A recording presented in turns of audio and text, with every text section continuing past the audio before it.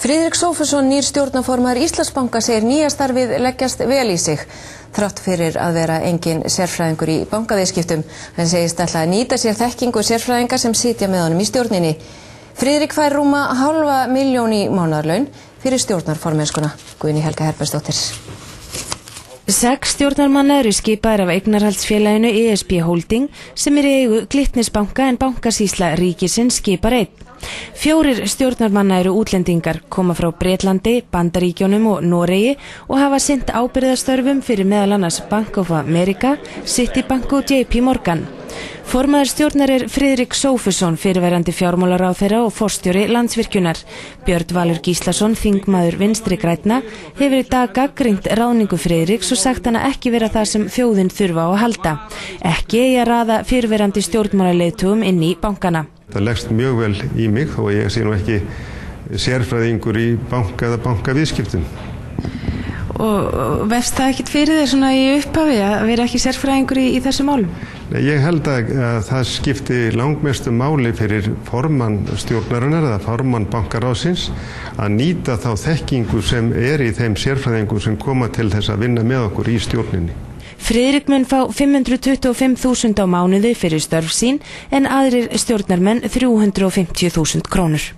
Yfir 40 innlendir og erlendir fjárfestar leggja MP banka til 5,5 milljarða í nýtt hlutafé. Eigin fjárhlutfall bankans verður nú 24%. Aðeins fjárfestingafélag Skúla Mogensen fer með virkan eignarhlut í bankanum.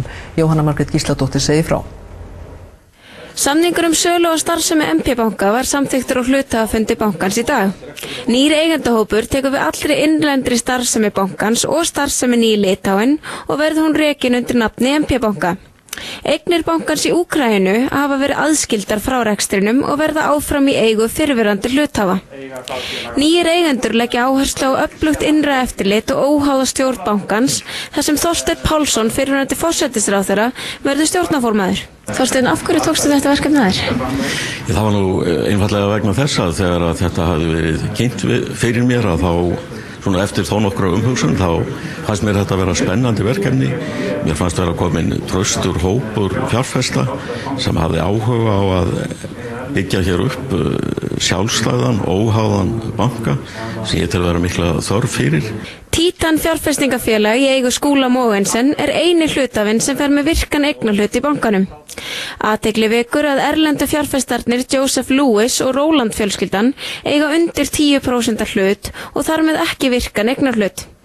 Skúli segir það vera vegna þeirrar miklu naflaskoðunar sem fólkin er í því að fara með virkan hlut. Þannig að til þess að þurfa kannski ekki að vera háður eins mikill upplýsingaskyldu og jafnframt takmörkunum á hvaða aðrar fjárfestingar þú mátt gera eða taka þátt í stjórnarsetu í öðrum fyrirtækjum, þá eru flestir sem vilja vera undir 10%.